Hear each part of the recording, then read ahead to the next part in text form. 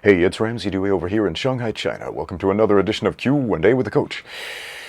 Today I'm going to answer a common question I get asked fairly often, which is, Ramsey, what ethnicity are you? The short answer, Celtic. I'm a Celt, ethnically. I do have Viking ancestors as well. My mother's maiden name was Sewell, which comes from an old Norse name pronounced something like Segwill. I'm probably getting that wrong, but that refers to some Viking term for sailing the seas and being a good Viking or something like that. Who knows? But pretty much that. My ancestors are close to 100% British for most of recorded human history. So the Celts and the Norse, the Vikings. My surname, Dewey, is a Welsh name. It's a Celtic name. If you're not familiar with the Celts, a lot of Americans have this weird impression that the Celts are strictly Irish, that Celtic music is only Irish music, and that's not true. Celts are a much more diverse ethnic group than just the Irish. I do have some Irish ancestors from the Mayo line. I've also got Scottish ancestors from the Stuart clan. But again, most of my ancestors from Great Britain, Welsh, English. I always get a little bit frustrated when people refer to me as Anglo-Saxon, because ethnically, I am neither. Yeah, I know some people throw that term around as a blanket term for white people, but no, Anglo-Saxons were a very specific ethnicity of people in the British Isles that I'm not related to. It's kind of like that term Caucasian. Caucasian right now, because of semantic drift, because of the way the word is used, means pretty much white people, but literally what it means is somebody from the Ural Mountains, from that area. So I have some friends who are actual ethnic Caucasians, but they are more the rare exception and not the norm as far as white people goes.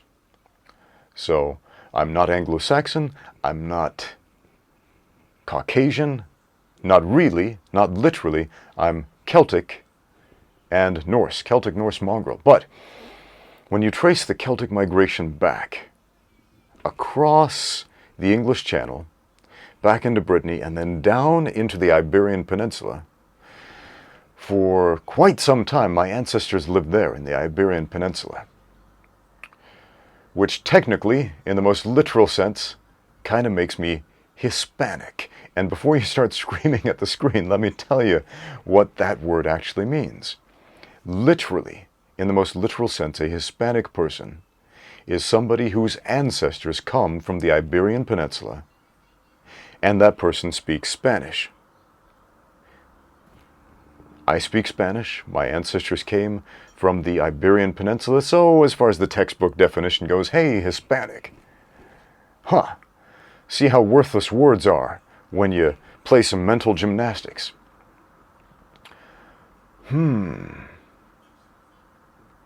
I live in the People's Republic of China. I wasn't born here. I am a citizen of the United States because I was born there. But I'm also a citizen of the United Kingdom because my mother was born there. Weird, right?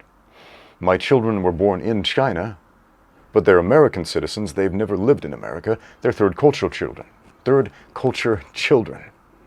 I'm a first-generation American.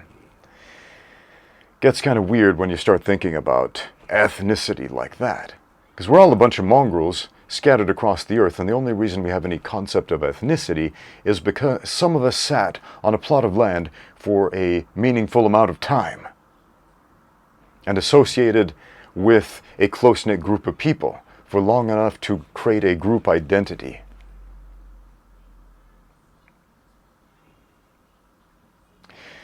So again, tracing the Celtic migration, we're back in the Iberian Peninsula around, when was it? When the Celt-Iberians were displaced with the Visigoths. So around that time they started migrating out. But before that, you can trace my ancestors back to Central Europe, the Celts, the Gauls, were more centralized, particularly during the Punic Wars, when Julius Caesar went to war against the Celts, or the Gauls, as they called them.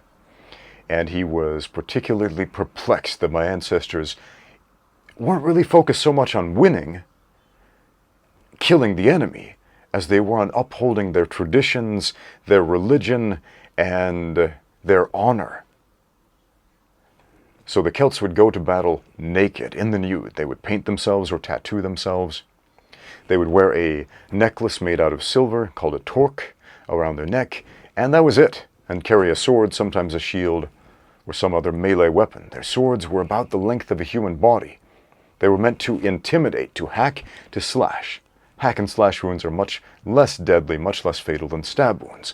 The Roman soldiers had a Roman short sword, which had one use, which was to stab. So we have two different armies going in there with two very different reasons. The Romans to stab, to kill, to conquer. The Celts to uphold their honor. Because what they believed about what came after depended upon their actions in the here and now was much more important.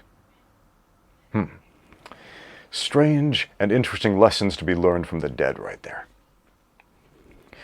But you trace my ancestors further back from Central Europe, the migration goes southward, or comes from southward. We now go to the ancient Mediterranean world, to Israel, to the Near East, to the Middle East. So I have some ancestors from Israel, and some of my earliest ancestors, if you look at the actual pedigree chart, it says Asgard, or Asia. And at the time this was written, Asia, when it was written in the English language, meant pretty much anywhere east of Turkey. Anywhere east of Eastern Europe was Asia. So that's a pretty broad term, but Asgard. So I can trace my Norse ancestry to Thor, to Odin, to the Norse gods. And that might sound a bit crazy, but that is something my Norse ancestors did. They would claim lineage to actual gods that they believed in, that they worshipped, and that they grew or drew strength from culturally. It was part of their identity. We are the children of gods. We are the children of these powerful entities. And that belief gave them a certain mindset of power going into battle. It was very important for them culturally. So whether there was a literal person named Thor, Odinson, or a literal person named Woden or Odin, I don't know. And that grew into a myth, who knows? But it's written down on the pedigree chart. Thor and Odin are my great, super great grandparents. But what's really interesting is the location of Asgard. The mythical realm of Asgard was deemed to be somewhere in Asia, again, east of Turkey. When you start tracing that line further back, it gets even more interesting because it actually goes into literal modern-day Asia, specifically Mongolia. So, like many humans on this planet, I am a direct descendant of Genghis Khan. He had a lot of children. A lot of these ancient cultures, some more modern cultures, practiced polygamy, including the Mongolians, and because of that, many of us on this planet today are distant cousins. We're sometimes much closer cousins than we thought. And I had a friend in my hometown who turned out to be, I think, a third or fourth cousin, because we had a mutual polygamous ancestor. And that was kind of shocking and revelatory because, again, my family came directly from England. His family was in the United States for 6 or 7 generations. Anyway, so yeah, we are much more tightly knit on this planet than you think. We like to put up all these walls and barriers. What ethnicity are you? What race are you? Who are your people? What is your cultural identity? And I'm not saying that's not important, and we shouldn't look into that. Do your family history. Dig up your genealogy. It's fascinating. You're going to learn a lot of stuff. Honor your ancestors by learning who they are. And at the same time, try to avoid the trap of putting up walls between us and them, between our side and the other. Because under the heavens there is but one family, as the old proverb says. Thanks for watching. Now get out there and train.